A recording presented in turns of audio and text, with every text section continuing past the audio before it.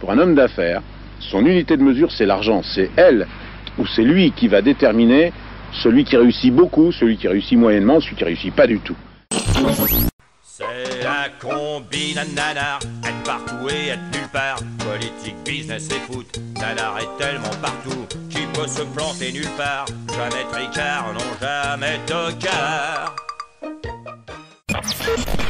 Bernard Tapie a été condamné à 2 ans de prison, dont 1 ferme, par le tribunal correctionnel de Valenciennes.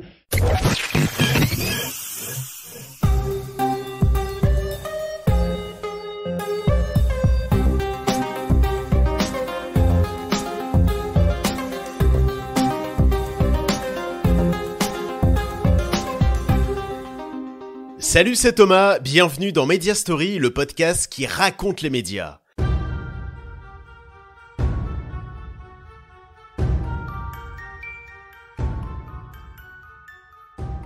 Aujourd'hui, retour sur l'homme aux 1000 vies, teinté de gloire et de déboire, Bernard Tapie. Affaires politiques, sport, show business, il a touché à tout. Dans cet épisode, je vais vous raconter l'une de ses vies, celle d'homme de médias.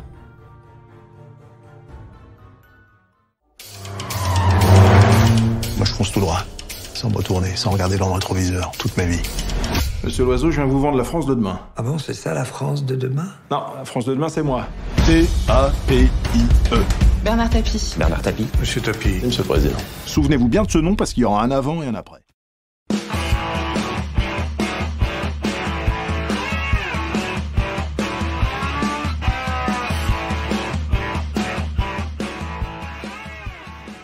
En septembre dernier, Netflix crée l'événement en proposant une série sur l'une des personnalités les plus hautes en couleur de notre histoire contemporaine, Bernard Tapie. Avec des ambitions dévorantes et un caractère en acier trempé, il eut un parcours hors norme, étant aussi bien chef d'entreprise qu'acteur, chanteur que patron de club de foot, ministre que passant par la case prison. Je ne crois plus les filles avec leurs mots serments. Je ne crois plus les filles, ce n'est plus comme avant. Dès 23 ans, au milieu des années 60, Bernard Tapie fait sa première apparition télé. Désireux de se voir en haut de l'affiche, il tente l'aventure de la chanson. Il sort un 45 tours et se retrouve alors au micro sous les caméras de l'ORTF. Mais l'aventure tourne court. À Blur, il va trouver un job taillé sur mesure pour lui, celui de vendeur, plus précisément vendeur de postes de télé. Happé par le monde des affaires et avec la volonté de gagner toujours plus, il bifurque et passe de vendeur à acheteur. Son nouveau filon, reprendre des entreprises en difficulté, les remettre sur pied et les revendre. C'est en réalisant un autre type d'achat qu'il fait parler de lui dans les médias à la fin des années 70. Il profite de la chute du dictateur africain Bokassa pour lui faire croire que la justice française va s'emparer de ses biens immobiliers et lui propose alors d'acquérir les châteaux qu'il possède en France. Bokassa accepte, mais le plan de Tapie n'est pas terminé. Il se rend aux États-Unis, au siège de l'UNICEF, et annonce vouloir revendre ses châteaux et faire don des bénéfices à l'association. Tapie se la joue Robin des Bois. Et le voilà en une du mythique New York Times qui y consacre un papier. Finalement, Bokassa se retournera contre Tapie et la vente sera annulée. Mais peu importe, Bernard Tapie aura réussi à faire parler de lui. Je veux dire, il y a un moment donné, on est obligé de s'étalonner sur une unité de mesure. Pour un homme d'affaires, son unité de mesure, c'est l'argent. C'est elle ou c'est lui qui va déterminer celui qui réussit beaucoup, celui qui réussit moyennement, celui qui réussit pas du tout. Or pour moi, mon unité de mesure étant l'argent, j'entreprends mes affaires et je les fais entreprendre par tous ceux qui m'entourent avec une volonté féroce de gagner beaucoup d'argent. Au début des années 80, Bernard Tapie refaisait parler de lui. Non pas pour un coup d'éclat, comme avec les châteaux de Bokassa, mais pour son appétit vorace de businessman. Il rachetait alors des entreprises à tour de bras, sur tous les marchés. Terraillon, positionné sur le marché des balances, La Vie Claire dans la distribution, Look dans les fixations pour ski, ou encore Vendère dans les piles. Pour cette dernière, il se mettra carrément en scène dans une pub pour la marque. Qu'est-ce qui fait marcher Tapi? Qu'est-ce qui fait marcher Tapi? Qu'est-ce qui fait marcher Tapi? Qu'est-ce qui fait marcher Tapi? Qu'est-ce qui fait marcher Tapi? Qu'est-ce qui fait marcher Tapi? Qu'est-ce qui fait marcher Tapi? Qu'est-ce qui fait marcher Tapi? Qu'est-ce qui fait marcher Tapi? Mais qu'est-ce qui vous fait marcher?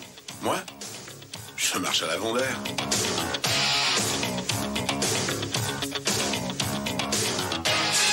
Alcaline Vondair, plus 40% de durée. Symbole du capitalisme, de l'ambition et de l'audace, à la tête de 42 entreprises à moins de 40 ans, Bernard Tapie étonnait et attirait les médias, qui s'intéressaient au personnage en lui consacrant interviews et reportages, et en l'invitant à sortir de son rôle d'homme d'affaires, comme dans Gym Tonic, où il s'était prêté à une séance de sport avec Véronique et Davina. En compagnie de Bernard, que je vais chercher pour faire un jogging avec nous. Allez, on monte au citron. Bravo Bernard, t'as bien suivi, mets-toi avec nous. Allez Bernard, c'est le jogging. L'entraînement, vous l'avez là, hein? Et en parlant de sport, Bernard Tapie y était aussi bien présent. Dans le cyclisme, où il avait constitué une équipe pour le Tour de France, et dans le foot, où il avait racheté l'OM. Puisque tout souriait à l'homme, qui était sur tous les fronts, la télé l'approcha pour en faire une de ses têtes d'affiche. Bonsoir, merci d'être avec nous en direct du magnifique Palais des Sports de Grenoble. Je vous présente Ambition de Grenoble.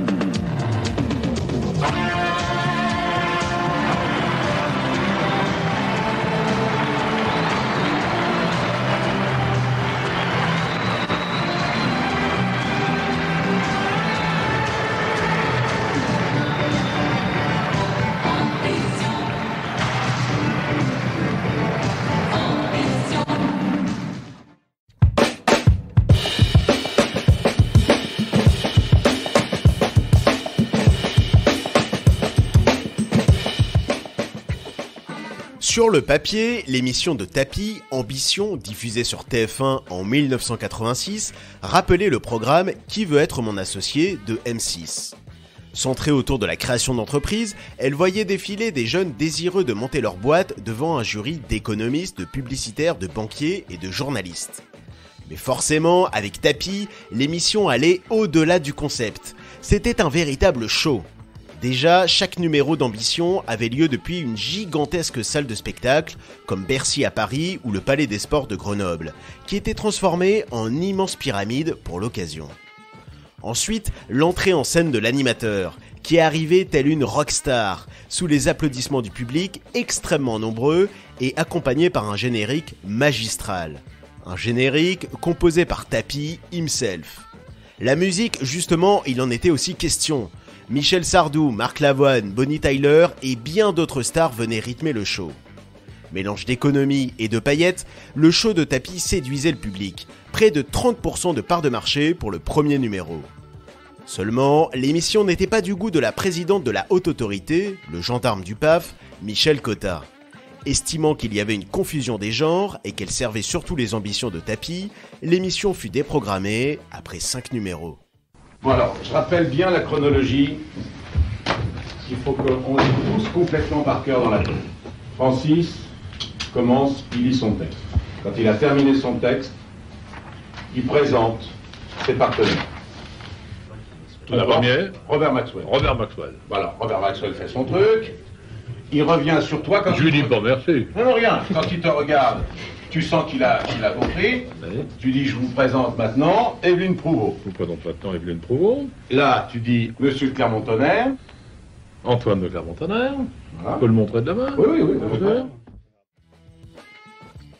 Si Tapie avait dû quitter son costume d'animateur, il n'avait pas pour autant fini ses relations avec la Une. Ou plus exactement, avec un des potentiels repreneurs de la Une, le groupe Bouygues. Nous étions en 1987, et TF1, qui était jusqu'ici une chaîne publique, était en passe de devenir privatisé. Francis Bouygues, l'un des leaders du BTP, s'était porté acquéreur de la chaîne. Mais il devait d'abord passer une audition devant une commission censée trancher sur le choix du repreneur.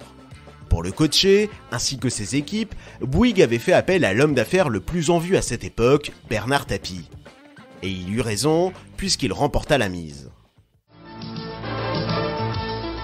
La CNCL vote Bouygues, TF1 attribue au numéro 1 du bâtiment et à ses partenaires. De la nouvelle une privatisée, Bernard Tapie en fut actionnaire. Cette relation particulière qu'il avait nouée avec TF1 le fit revenir sur la chaîne au début des années 2000, alors qu'il sortait d'une période où la gloire avait laissé place à de nombreux déboires. Le Golden Boy, dont l'ascension l'avait mené jusqu'à devenir ministre, avait fini par la case prison suite au scandale de corruption, la fameuse affaire VAOM. Et il était ruiné, englué dans des affaires de fraude fiscale et d'abus de biens sociaux. Ayant coupé les liens avec les mondes des affaires, du sport et de la politique, Bernard Tapie renoua alors avec les médias. Ce fut le début d'une nouvelle aventure, celle de la radio. Bernard Tapie. Allô. Allô, bonjour Bernard. Bonjour Bernard Tapie. Bonjour. Allô Bernard. 8h30, 9h, Allô Bernard. À demain sur RMC. Avant que RMC n'adopte un format talk, faisant la part belle aux débats d'actualité tous azimuts, Bernard Tapie anima une émission du genre sur la station. Allô Bernard portait bien son nom. Chaque matin, les auditeurs appelaient Bernard Tapie pour discuter avec lui sur un sujet et lui demander son avis. Fidèle à lui-même, il avait déclaré à propos de son émission « Ce que je répondrai sera parfois intelligent, parfois très con, parce que je n'ai pas la science infuse, mais je serai toujours de bonne foi. »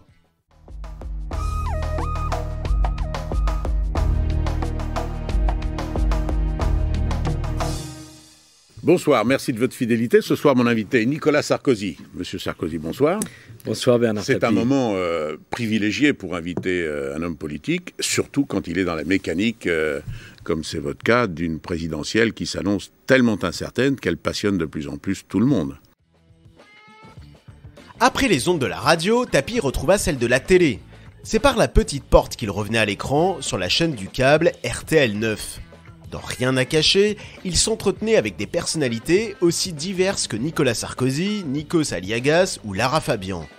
C'était de 2000 à 2002. Et en 2002, Tapie fit son retour sur sa chaîne de prédilection, TF1.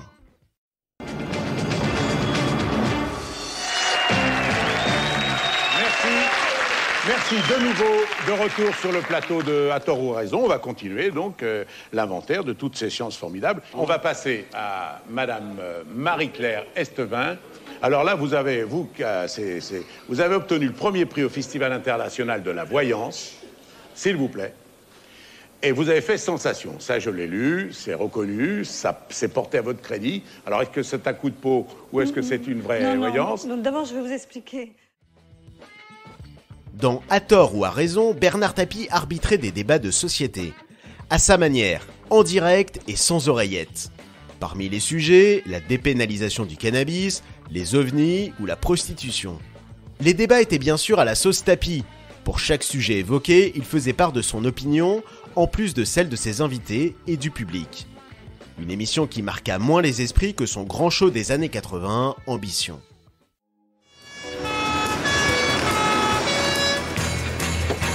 Comment il s'appelait? Gerval, Marc Gerval, très gros client. Il avait sa chambre ici depuis 3 mois. Je crois qu'il est avocat. Quel bordel. Ouais, un peu trop pour être vrai. Vous pensez à quoi? Une mise en scène? Je pense que c'était prémédité et que le type cherchait probablement quelque chose. 2h34, chambre 203, il n'y a pas de nom. C'est facile d'imiter une carte comme ça. Quelqu'un qui a des bonnes notions d'informatique et un peu de matériel peut facilement copier les codes de la carte originale et puis effacer sa signature. Gerval bossait depuis 8 ans au cabinet des Santis. Il va falloir perquisitionner leur bureau. Jamais contre l'idée de tenter une nouvelle aventure, Bernard Tapie s'essaya, toujours sur la une, au rôle de comédien. Comme un pied de nez à celui qui eut tant de déboires avec la justice et connut la prison, il endossa le costume du commissaire Valence, une série policière qui fut diffusée entre 2003 et 2008, et dont l'équipe de production doit bien s'en souvenir. Un jour de tournage, en pleine action, Bernard Tapie reçoit un coup de fil. Ni une ni deux, il interrompt la scène et file à son rendez-vous inattendu, laissant l'équipe médusée. Sacré nanar. Car oui, impossible de parler de Bernard Tapie et des médias sans parler de nanar. C'est la combi nanar, être partout et être nulle part. Politique, business et foot, nanar est tellement partout qu'il peut se planter nulle part. Jamais tricard, non jamais tocard. Avec une vie publique aussi dense et une personnalité aussi marquée, impossible pour les guignols de Canal de se passer d'une marionnette de Bernard Tapie. Caricature oblige, Nanar était encore plus cru, encore plus grande gueule, encore plus viril que le vrai. Un personnage sévèrement burné, comme l'appelaient les guignols. Une caricature dont il n'était pas fan, mais qui était parmi les plus populaires du vrai faux JT de Canal+.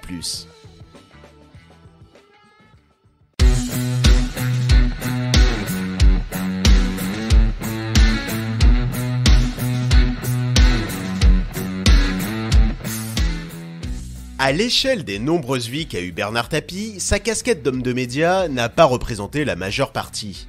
En revanche, communicant hors pair et personnage unique en son genre, toute sa vie, il aura été au cœur des médias, qui ont suivi sa success story, tout comme sa descente aux enfers. La success story, d'abord. Après l'ère de la campagne, l'ère de la mer maintenant est le record que Bernard Tapie est en train d'essayer de battre, le très vieux record de la traversée de l'Atlantique à la voile. Le bateau de Bernard Tapie Phocéa a quitté New York hier. Dans les années 80, Bernard Tapie, le golden boy des affaires, était sous le feu des projecteurs pour parler du monde de l'entreprise, bien sûr, mais pas que. Fan de sport, il avait investi dans ce domaine où il comptait bien se mettre en scène. En 1988, il s'était lancé le défi de battre le record du monde de la traversée de l'Atlantique en voilier monocoque, sur son propre bateau, le Phocéa, qu'il avait acquis au début des années 80.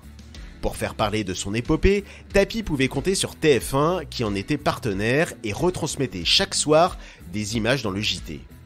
Le record fut réalisé et la une l'immortalisa ainsi. Et c'est fini! L'Olympique de Marseille a remporté la Coupe d'Europe des clubs champions. La malédiction des 38 années est passée. Un club français a enfin gagné une Coupe d'Europe. C'est l'Olympique de Marseille, vainqueur du Milan AC, par 1-0. Quelle soirée! Quelle soirée, mes amis! Tapie et le sport, ce fut aussi le cyclisme, où il monta une équipe qui remporta les Tours de France de 1985 et 1986. Mais le sport le plus lié à Tapie est incontestablement le foot. Après avoir racheté l'OM en 1986 et faire venir de nombreux joueurs de talent, comme Eric Cantona ou Didier Deschamps, il a mené son équipe de choc à la victoire ultime en remportant la Coupe d'Europe en 1993. À ce jour, il s'agit du seul club français à avoir remporté cette prestigieuse compétition. Le ballon Adidas, celui de la Coupe du Monde, dans les filets de Bernard Tapie. La meilleure publicité qu'il puisse se faire à la veille de la finale. C'est une entreprise qui, d'abord, elle correspond bien à ce que j'aime. C'est une vraie société qui fait du sport et elle est très politique. C'est une démarche qui est beaucoup plus stratégie politique à l'échelle mondiale que quand je vends des piles. En 1990, Bernard Tapie joignait sa passion du sport et son goût pour les affaires en rachetant le géant de l'équipement sportif, Adidas. Mais 3 ans plus tard, il mit en vente l'entreprise, car Tapie avait désormais une nouvelle casquette, et pas des moindres, celle de ministre. Ma réaction, c'est d'être très content d'être dans une équipe qui a l'air extrêmement motivée et qui, me semble-t-il, a tous les moyens qu'il faut pour réussir dans cette aventure qui va durer 11 mois au moins. Bernard Tapie aimait la lumière et le pouvoir. C'est donc naturellement qu'il s'est tourné vers la politique. Pour pénétrer ce milieu, il missionna son ami, le publicitaire Jacques Séguéla, de lui organiser un rendez-vous avec le président, carrément. Celui qui avait organisé la campagne de communication de Mitterrand pour les élections de 1981 organisa une rencontre entre les deux hommes. Si Mitterrand était au départ peu emballé par ce rendez-vous, il en sortit séduit par Tapie, à tel point qu'il lui proposa de rentrer dans l'arène politique l'année de sa réélection en 1988, mais sans lui faciliter la tâche pour autant. Dans le cadre des élections législatives, il était désigné pour être un des candidats de la gauche à Marseille. Certes, une ville où il était très populaire, mais politiquement, c'était plus compliqué. La droite et l'extrême droite y étaient en effet très puissantes. La mission était donc difficile, mais nul n'est impossible pour Tapie, qui remporta l'élection. Puisque le Front National ne lui faisait pas peur, il fut choisi pour affronter son leader lors d'un débat télévisé sur l'immigration, Jean-Marie Le Pen. Parce que vous êtes un hableur, vous êtes un matamor, vous êtes un tartarin, un bluffeur. Vous êtes un pitre, monsieur. Vous avez dit, attention, écoutez, vous êtes un je vous ai dit, pitre. il y a une limite, vous dépassez la limite. Mais ne dites pas d'énormité comme ça, et ne me menacez pas physiquement, monsieur Tapie, il vous en cuirait. Parce que vous avez votre garde du corps, là. Non, moi. Vous rigolo. Enfin, regardez-vous. Un débat qui se transforma en une féroce joute verbale. Protégé de Mitterrand, il fit son entrée 3 ans plus tard, en 1992, au gouvernement en tant que ministre de la Ville. Un Graal pour Tapie. Mais la vie de Bernard Tapie n'est pas un long fleuve tranquille. Après avoir suivi sa folle ascension, les médias relayèrent son inexorable chute. Bonsoir, l'affaire Tapie provoque des remous au sein du Parti Socialiste qui était réuni aujourd'hui en comité directeur. De Laurent Fabius à Pierre Mauroy, les responsables du PS ne cachent pas leur embarras face à la probable inculpation mercredi prochain du ministre de la Ville. Bernard Tapie n'aura endossé son costume de ministre qu'à peine 1 mois, rattrapé par une affaire d'abus de biens sociaux. S'il réintégra le gouvernement à la fin de l'année 1992, ayant obtenu un non-lieu, les affaires ne faisaient que commencer pour Tapie. Si le foot lui avait permis de vivre de formidables heures, il fut au centre d'une retentissante affaire de corruption, l'affaire VAOM, qui donna lieu à un véritable feuilleton judiciaire. Pour le procureur de Valenciennes, Bernard Tapie est le principal responsable de l'affaire. Éric de Montgolfier requiert le renvoi de l'ex-président de l'OM devant le tribunal correctionnel pour les 3 volets du dossier. Le volet corruption tout d'abord, avec le versement d'une somme de 250 000 francs aux joueurs valenciennois à la veille du match VAOM. Le procureur considère que Bernard Tapie a une grande part de responsabilité, même si ce dernier l'a toujours nié. Un feuilleton qui se termina par une condamnation à de la prison ferme pour Tapie. Madame, Monsieur, bonsoir. Pour corruption et surtout subornation de témoins, Bernard Tapie a été condamné à 2 ans de prison, dont 1 ferme, par le tribunal correctionnel de Valenciennes, qui a en quelque sorte doublé la mise, puisque le procureur, Éric de Montgolfier, n'avait requis que 6 mois de prison ferme. L'autre grande affaire liée à Bernard Tapie est celle dite du Crédit Lyonnais. Difficile de résumer en quelques mots cette gigantesque affaire. En gros, Bernard Tapie, au moment de devenir ministre, dut revendre Adidas pour éviter tout conflit d'intérêts. Il confia la vente au Crédit Lyonnais. La vente eut bien lieu, mais Tapie s'estima floué par le Crédit Lyonnais qu'il accusait d'avoir empoché l'essentiel de la plus-value. Résultat, Tapie attaqua la banque en justice, qui lui donna raison en 2008 et lui permit d'empocher la somme faramineuse de 403 millions d'euros. C'est la fin de 15 ans de procédure. L'État a donc décidé de ne pas faire appel du jugement rendu début juillet par le tribunal arbitral dans l'affaire qui opposait le Crédit Lyonnais à Bernard Tapie. Mais une pareille somme créa des remous. Et revoilà Tapie devant la justice qui se voyait contester la décision par l'État. Il fut condamné à devoir rembourser l'argent et se retrouva à nouveau englué dans des procès, accusé d'avoir fait appel au président de l'époque, Nicolas Sarkozy, pour avoir manipulé la justice et obtenir gain de cause. Une affaire qui l'accompagna jusqu'à son dernier souffle et qui l'a amené à s'expliquer à sa manière, sans faire dans la dentelle, sur les plateaux où il était invité à en parler. C'est ma dernière question. Pourquoi avez-vous le sentiment à ce point d'être persécuté comme s'il y avait un complot des médias, des juges, des politiques? Est-ce que vous imaginez un seul instant qu'on essaye de dire le droit? Regardez, c'est ce que j'ai dit juste avant de rentrer. Quand un journaliste ne sait plus quoi dire, parce qu'il est conscient qu'il y a un acharnement incroyable, il dit « mais alors c'est un complot ». Et nous, comme des imbéciles, on n'a pas envie de dire oui, parce qu'on passe pour des imbéciles. Oui, monsieur, c'est un complot. C'est un complot, je vais vous dire comment... Mais je vais vous l'expliquer, c'est très simple. Il faut dire que recevoir Bernard Tapie dans son émission, c'était toujours un risque. Celui qu'il s'emporte ou qu'il quitte le studio. Petit florilège. Et plus ça vous emmerde, plus ça me fait plaisir. Vous, ce qui vous intéressait, c'était touiller la merde. Attention, parce que toi aussi, je vais me lever, je vais t'en mettre une. On n'est pas chez le juge d'instruction ici. Et ça fait 15 ans que ça vous emmerde, que j'ai raison. Non, je vais vous attaquer encore parce qu'il n'y a pas de faux chez moi. Alors faites très attention. Si la relation entre Tapie et les journalistes, c'était « je t'aime, moi non plus », on peut rappeler que Bernard Tapie a aussi eu la casquette de patron de presse en étant propriétaire du quotidien du Sud, La Provence, entre 2013 et 2021. vous avez conscience quand même que même, on va dire, les plus farouches adversaires de Tapie, aujourd'hui, ils ont quand même changé de logiciel avec vous. Ils disent quand même, le bonhomme, il a du courage, il est là, il est présent. Même ça, vous l'avez ressenti en recevant des textos de gens qui vous ont de temps en temps... Mais il y a 2 raisons. Il y a quand même 2 raisons. La première raison, elle est très forte, évidemment, c'est le fait d'être malade. Et puis, d'aller à l'hôpital public comme tout le monde, et c'est de donner des messages à ceux qui sont dans mon cas pour qu'ils profitent de mon expérience. Les dernières années de sa vie, Bernard Tapie était toujours au cœur des médias, mais pour un sujet qu'il n'avait jamais évoqué jusque-là, la maladie, sa maladie. Un cancer qui l'emporta le 3 octobre 2021.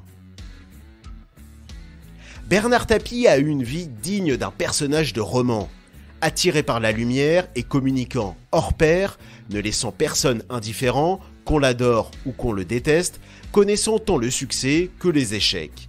Il aura toujours été sous le feu des projecteurs jusqu'au bout. Bernard Tapie, une vie médiatique.